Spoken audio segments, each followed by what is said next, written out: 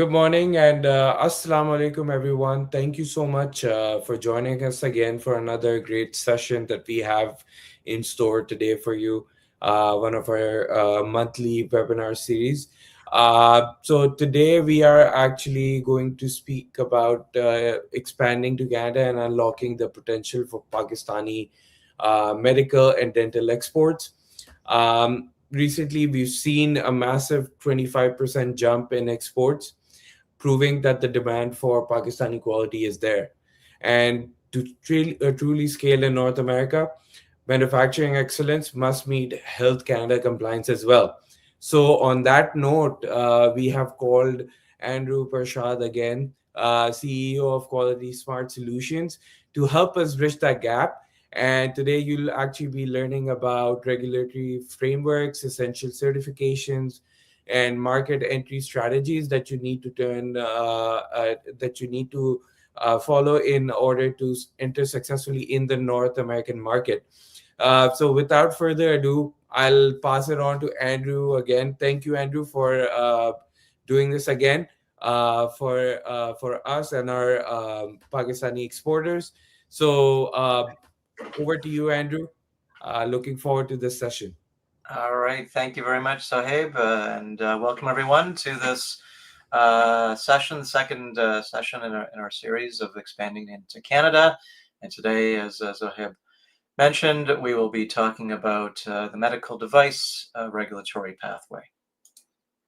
So just a little bit about us, Quality Smart Solutions. I'm the president, CEO, and founder of Quality Smart Solutions. So the company was started in 2007. We've served over 3,500 clients worldwide in various sectors, both FDA, Health Canada, as well as some global markets now. And we cover a wide range of solutions, from natural health products, ingredients, supplements, cosmetics, medical devices, drugs, quite a few solutions and verticals that we cover. So let's jump into it. What is a medical device? So a medical device is defined as any instrument or component used to treat, diagnose, or prevent a disease or abnormal physical condition. In Canada, there are 4 classes, and those are based on level of risk to a person's health and safety. The lowest risk, of course, is Class 1, and those devices, no license is required. Class 2, 3, and 4 do require licenses, and of course, Class 4 is obviously the highest risk. So, just in terms of understanding these different classes, as I indicated, Class 1, no product license, no license is required. However, there is an import license that is still required for that device. And if you are a manufacturer, registration is required. Some examples are, bandages, manual toothbrushes, braces, calipers. Class 2, again, it's moderate risk device. And those could be examples such as, powered electric toothbrushes, blood pressure monitors, scalpels, gloves also fall under that category. And this is where other types of activities when it comes to medical device establishment license fall into place, which we'll talk about shortly. Class 3 and 4 are the highest risk devices. They become more, typically they're like implants, pacemakers, or other diagnostic type tools, cancer screening assay and whatnot. So another category are in vitro diagnostic devices. As you probably recall, during COVID, these were very popular in terms of diagnosing for determining if you had COVID. And so Health Canada classifies these devices based on 9 rules that are based on their intended use and risk. So rules 1 to 3 are rules around detecting infectious or transmissible diseases, for screening, diagnosis, or patient management. Rule 4 is looking at the disease status or genetic traits. Rule 5 is looking at blood groupings and tissue typing for donor purposes, and Rule 6 to 9 are looking at testing for self-testing, point of care testing, and potentially other specific IVD applications. So looking at some of the changes by class, class 1, again, the lowest risk, there's an instructions for use manual that is part of that. They're actually part of every class. Someone who's looking to bring a class 1 device, there needs to be an importer in Canada, and there needs to be GMP proof from the manufacturer. And there is an establishment license for these class 1 devices. And of course, they need a product label. Similar with class 2. Now, class 2 and class 2, 3, and 4 devices, the manufacturing do require what's called MDSAP certification. MDSAP stands for Medical Device Single Audit Program. It is very similar to ISO 13485.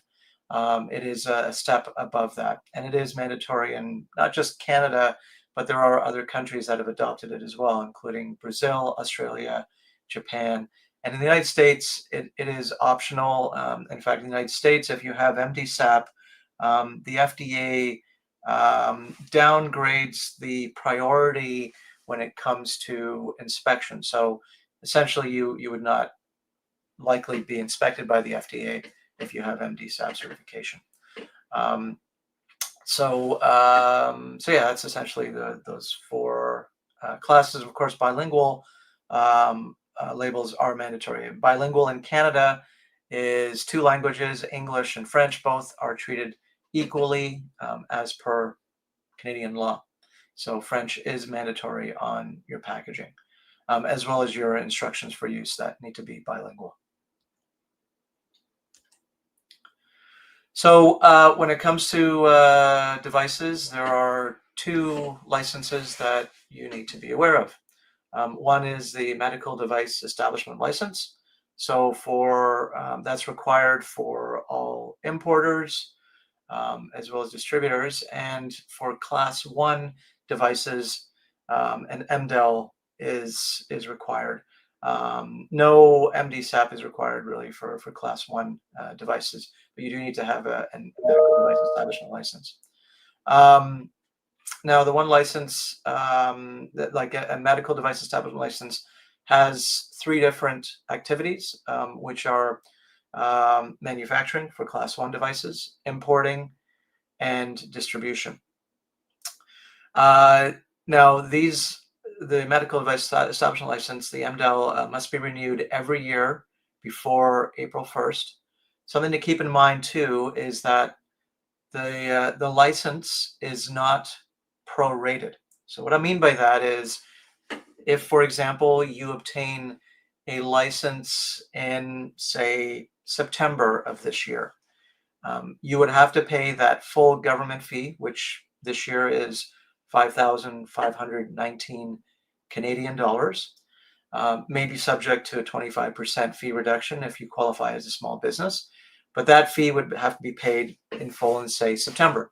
You would then have to pay it again before April 1st of the following year. So within that 6-7 month period, you would be paying about $10,000. Now, just keep in mind, when you pay that fee again in April, that is valid for the next 12 months. So, of course, when you make a business decision, if it's a big business decision, you're probably going to say that just as a cost of business. You may not hold out waiting until closer to April to start your business, right? So, but do keep in mind that fee, the 5519, it will go up. That's the fee right now. In 2027, the government typically makes those announcements in 2000 and late 2026, usually in November, December, as to what those fees will be in 2027. They typically do go up with the rate of inflation, and so you'll see that reflected later this year.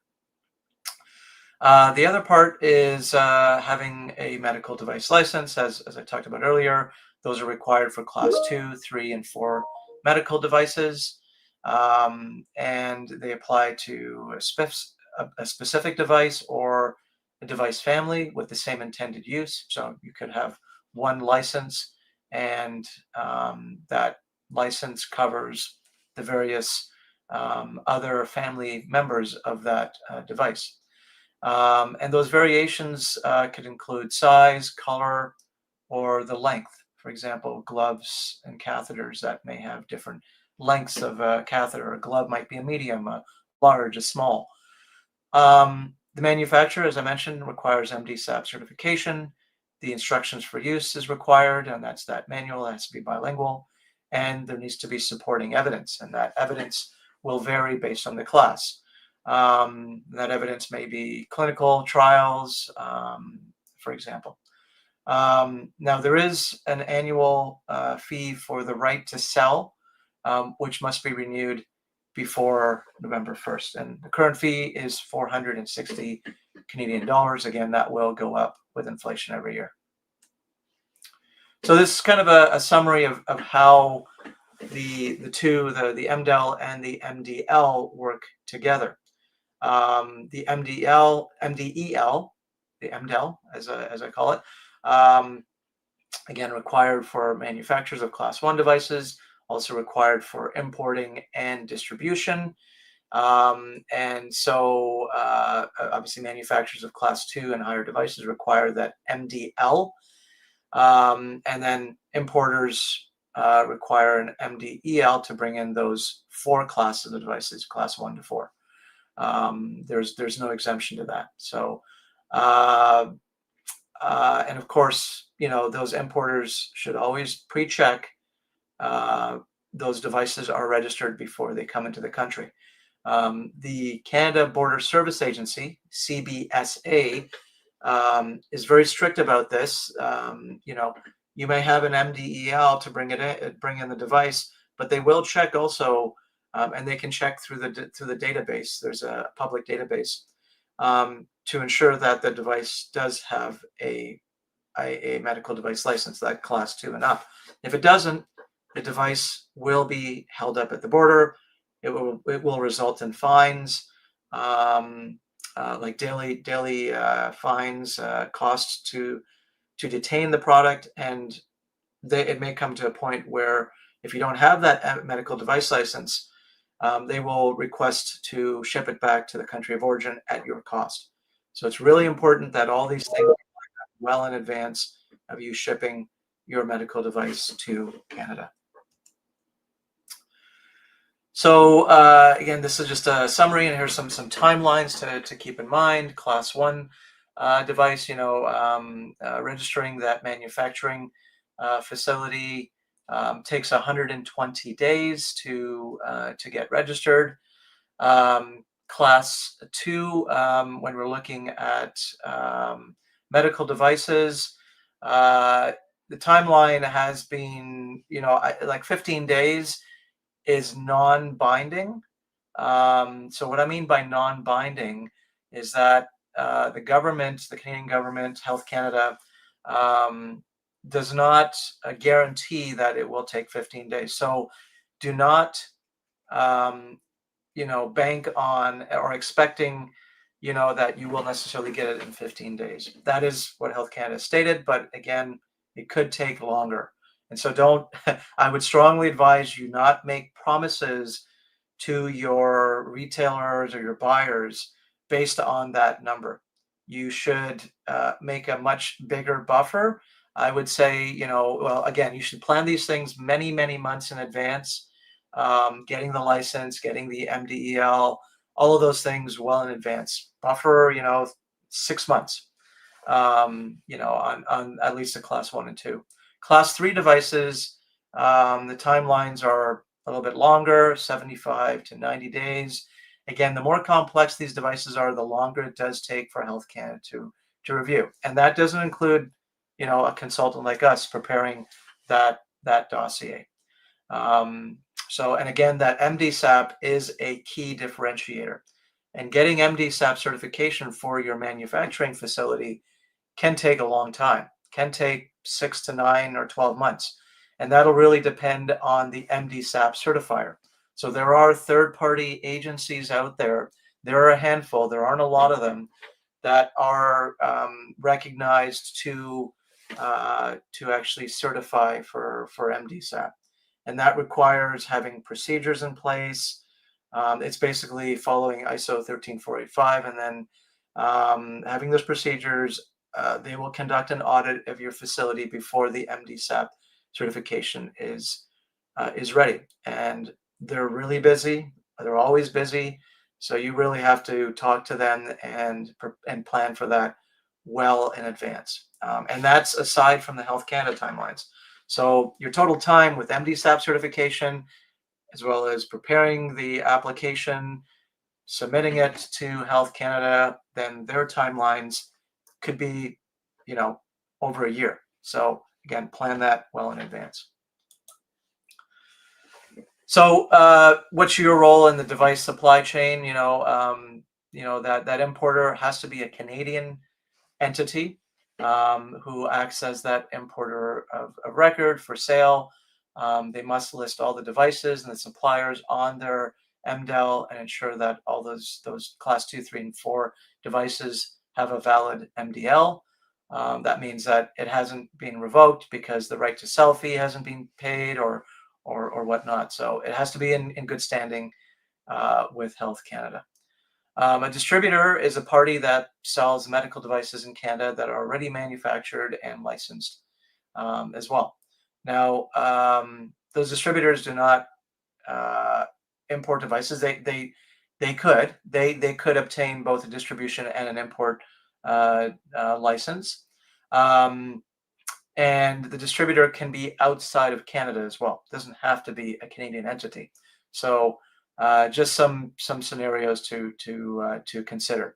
The two are can be the same business if they are in Canada, because the importer must be in Canada, but the distributor could be outside of Canada. The importer would be in Canada.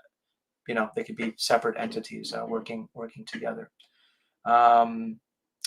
And then the manufacturer, as I mentioned, MDSAP for class 2, 3, and 4 is required, and then class 1 devices and MDEL would be required. And the responsibility is for designing, manufacturing, assembling, labeling, packaging, refurbishing, and modifying a medical device. As about before, here's just kind of a summary. Again, these are service standards, and timelines can vary. Again, MDEL takes about 4 months. Could be sooner than that, but again, don't set expectations based on earlier or at exactly 120 days. Have a buffer in there. Class 2 devices, 15 days, non-binding. Class 3, 75 days, and Class 4 are 90 days. And these are all working days, right? Not calendar days. These are business days. So here's just kind of an overview kind of matrix to determine, as a manufacturer, importing and distribution based on these licenses. So, what class is your device? If it's a class 1, an MDL is needed for manufacturing. It's a class 2, 3, and 4. A medical device license is required. And then you got to ask the question, are you MDSAP certified? If you are not, then you do need to get registered. That your manufacturing site needs to be MDSAP certified. If you are certified, that's great. You can then proceed with the medical device license registration. And part of that registration will be that field of asking about MDSAP certification. That number will have to be stated on that application. If that number is not, the application won't close out. You won't be able to submit. Importation distribution. Again, what class is the device? If it's class 1, MDEL is required. Class 2, 3, and 4, and MDEL is also required. So just keep that in mind in terms of the import and distribution. But again, as related to the MDEL, is required for class 2, 3, and 4. And then the question is, if they have it, great. MDEL for importation. And then if they don't, then you got to ask the question: does the manufacturer have MDSAP? And if they do, then you can register the MDL as we talked about under the other paradigm. And then they can apply for MDEL to import. If if the manufacturer does not have MDSAP, they have to get that in place. Like I said, it could take a while, could take 6 months, 9 months. Get that MDSAP, and then after that, you can apply for the MDL, medical device license. So here are some frequently asked questions that we get. So, do I need to register to sell on Amazon? So, Amazon is no different than any other retailer, whether they're online or if it's a brick and mortar. You got to treat retailer exactly the same. Amazon is not exempt; they are treated as a retailer as well. So the answer is yes. To list on Amazon, the appropriate registration, if it's a class 2 and up, must be in place. Obviously, class 1 devices do not require that. So it's really important to determine what class your device is. Don't assume that your device is a class 1 and you can just list it on Amazon, right? So make sure that that is clear.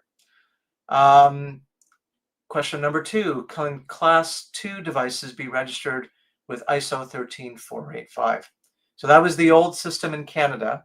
That's no longer the case. That is not just sufficient to be ISO 13485. It's fine in some other countries, but in Canada, it is not enough. You do need to get MDSAP certified to apply for a class 2, 3, or 4 medical device license.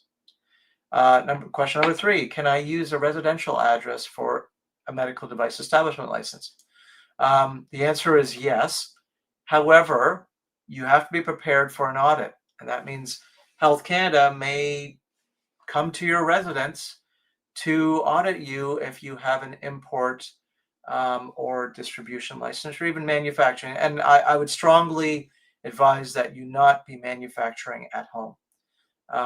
Simply put, there are things that you're supposed to have, everything from, your HVAC, your filters, your pest control, temperature and humidity controls. A residential home is not built like a commercial site is. And so those could be red flags, if you are manufacturing at home. And frankly, you should be not doing that at all at a home site when we're talking a class 1 device manufacturing in Canada. So again, there has to be SOPs in place, safe storage, various factors that play into GMP or what the MDSAP requirements are. Next question, number 4, is the MDEL fee prorated? As I mentioned earlier, it is not. You pay that full fee regardless of when you apply, whether it's May or December. You're going to pay that same fee at that time, and again the following year, April 1st, when it's due. Can I apply for an MDEL before my supplier's MDEL is finalized? The answer is no. You must include all suppliers and device numbers in your MDEL application for your particularly we're talking about importing and distribution. So make sure that's all lined up. And the supplier, whether it's you as a supplier or whether it's another party that has that medical device license for class 2 and up. How do I add more suppliers during the year? You basically submit an amendment for your MDEL anytime between April and November, and you can include those changes. Or if it's after November, you can include those changes into your annual renewal for your your MDL. How do I determine the classification of my medical device? Well, one way is a keyword index. Health Canada has a keyword index for medical devices through this platform called MDALL, MDAL. And that is, that lists thousands of medical devices and shows what their classes are. So that gives you a good indication of what your device is by comparing what other devices are registered as. And of course, our organization, Quality Smart Solutions, can help confirm that for you as well, besides the MDAL with our experts. And so how can we help you, Quality Smart Solutions? So we provide solutions across the board, from classification of your device to registering your medical device establishment license for whether it's importing, distribution, and Class 1 device manufacturing. We also can register your device, Class 2, 3, and 4 devices. Another popular area that we didn't talk about is SAMDs, which are software as medical devices. And so those can be Class 2 and up, again, depending on the invasive nature of those devices. Those are more complex. They're becoming very popular on, cell phones, on watches, and other types of softwares out there. And some of those softwares are actually are in tandem with a device. So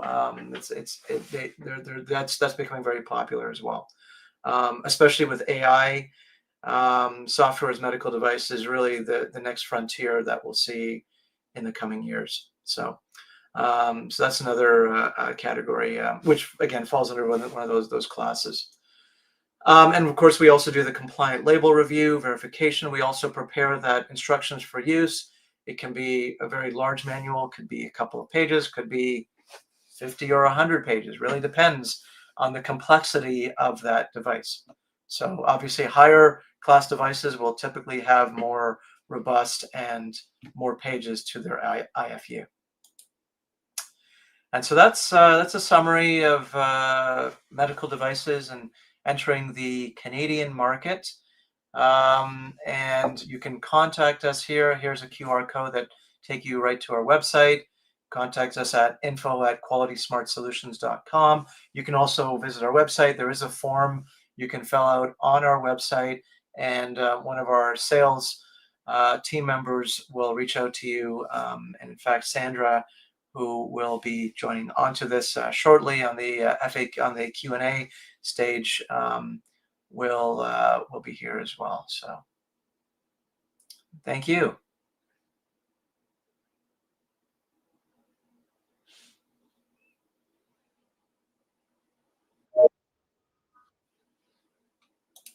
And we will open it up to questions.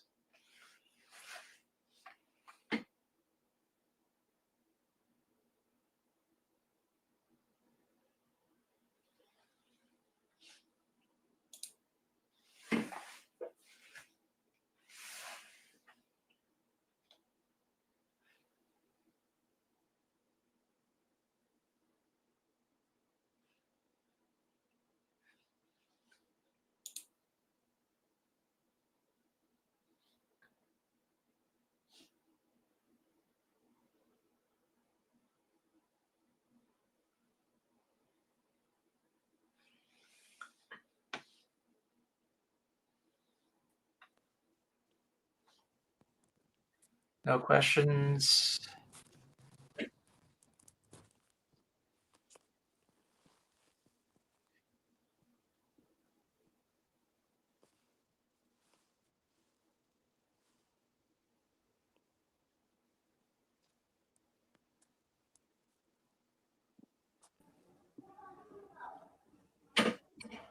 I have a question. Yeah. Can I ask a question? Yeah. Oh, so thank you so much, Andrew. My question was regarding MD SAP. So if there is a manufacturer in Pakistan who wants to make, maybe dental products, how does that work out? How do they go about getting that MD SAP registration? Yeah, absolutely. So they would have to connect with a MD-SAP certifier. There are a couple of agencies out there. BSI Group, TUV is pretty popular internationally. Yeah, and actually Health Canada has a list on their website of all the different MD-SAP certifiers that they recognize. And only those certifiers will issue a number. Health Canada will actually verify that it is a legitimate number. And so that's basically how they would go through it. We will soon be introducing a preparation for kind of getting prepared for MD-SAP. We're still in the infancy of that. We're trying to figure that out with one of our team members and partners. But for now, really, your best choice is checking with an MD-SAP certifier, and they'll be able to walk you through the whole thing. And any idea on the approximate costs of those inspections? Because I think they will also involve a physical visit of the facility, right, back home. Yes, absolutely, yeah. Not sure about the fees. Last I had heard, this was a couple of years ago, probably the fees have gone up. They can range anywhere from like $30,000 to $90,000 US dollars, typically, what they're charging. So Got it. it's Thank all you. about investment, really, right? So because it does open up several markets that require it, right? So Brazil, Japan, Australia, Canada, and then US, just in terms of the priority, FDA priority. So, globally, like if you look at in terms of population, that's probably, total over 500 million. So, I have a question from Mohib. We don't have audio from you, Mohib. Sorry, we can't hear you still.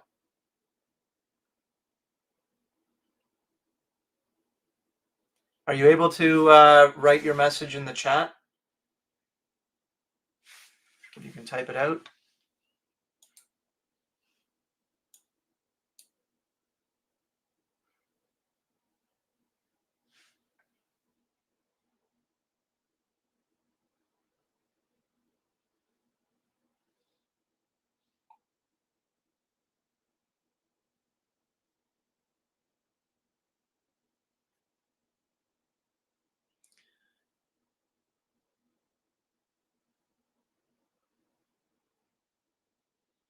Okay, yeah, so liability sample, so the question is, from a liability point of view, what is the exposure of an importer or a distributor for the shortcomings of the manufacturer?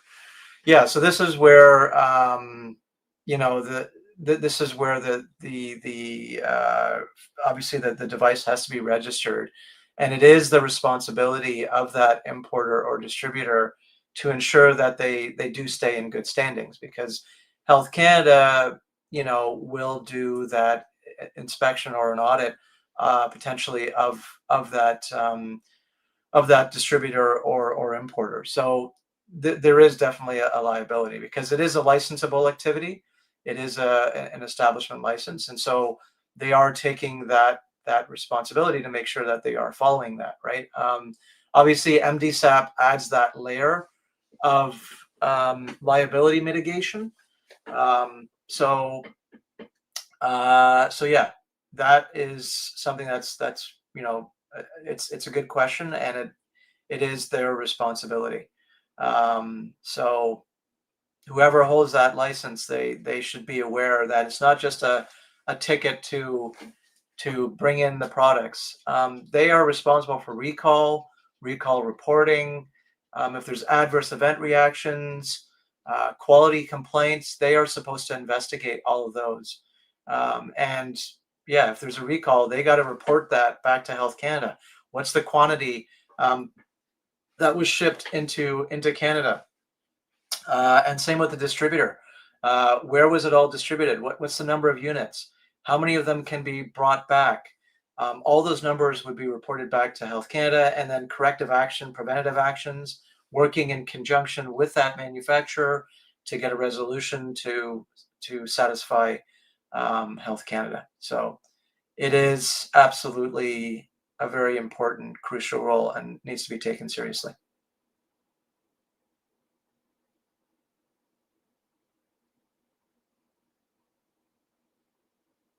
All right. Any other I have another questions? question. Yeah.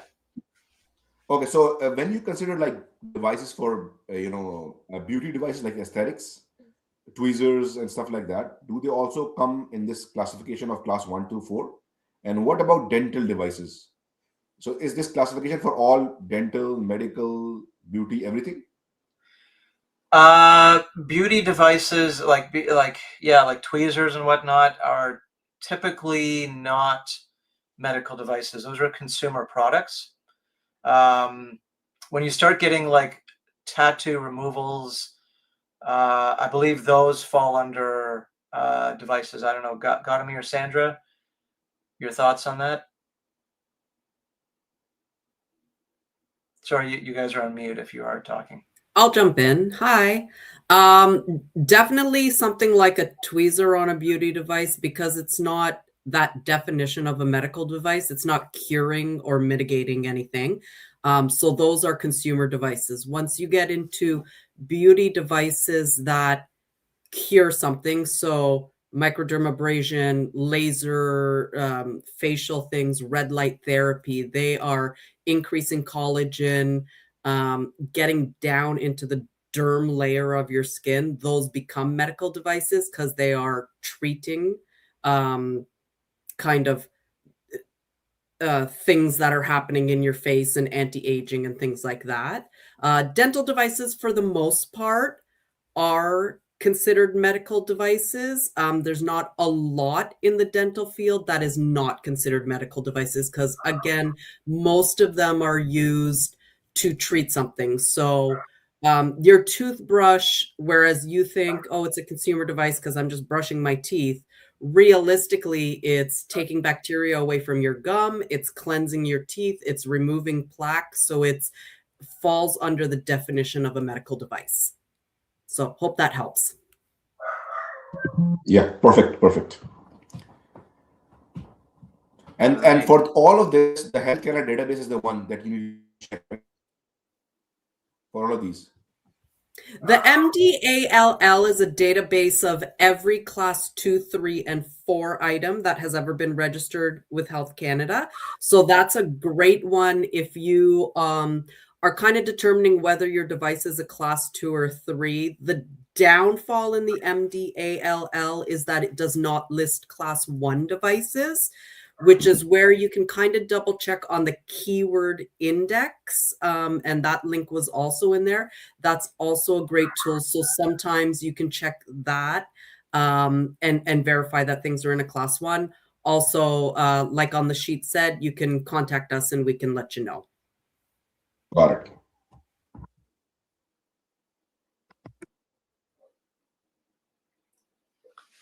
All right. Are there any other questions? Andrew, I have a question. Once we have these instruments, once an exporter has already decided to send these devices, like, does Quality Smart Solutions help with connecting them to distributors after the compliances have been met? Can you guide on, like, what sort of commercial guidance they can get from you? Yeah, that's. I mean, we have a few partners that can help with distribution. There is, I mean, if you go in the the medical device establishment license list, there is a public list. They can actually go through that list and go through a filter of of distributor as the MDAL holder, and they can, basically do their research on each of those companies. There are, I don't know how many. I haven't taken a look, but that's another way of getting, of doing a reach out, or attending certain conferences or trade shows. I know there was a recent trade show, at least in March of this year, there was a trade show on dental devices, right? So attending different events like that, but I would say, yeah, I mean, we could potentially connect them with a distributor. Great. Also, are there any barriers to entry in this field? Because relatively for healthcare in Canada, you need to be, registered with an institution to actually sell to the hospitals and healthcare facilities. So, is there any of that barrier for scalpers or dental or any of the other simple devices Yeah, as well? I would say there are fewer barriers because dental offices in Canada are private offices that are typically not part of the government funding program. I mean, I know the government recently, or I think it was a year or two ago, in Canada, where they now do fund, up to a certain age group in terms of dental care. But generally speaking, yeah, it is, I would say, a different process. There, some government agencies, whether it's federal, provincial, in particular, they do have RFP opportunities where you can bid for it, where you can put in a proposal. Those are public lists that you can find, and you can be notified when those things come up, and then you can submit for a request for with your own proposal.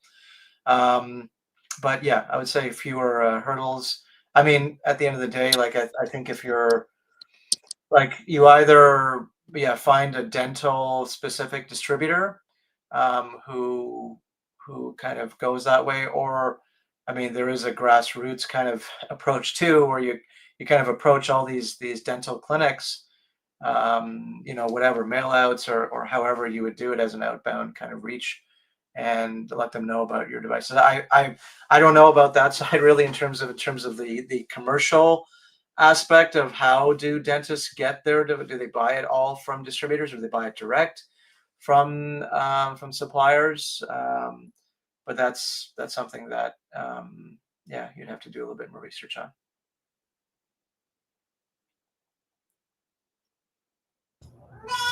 Thank you, Andrew. Sure thing.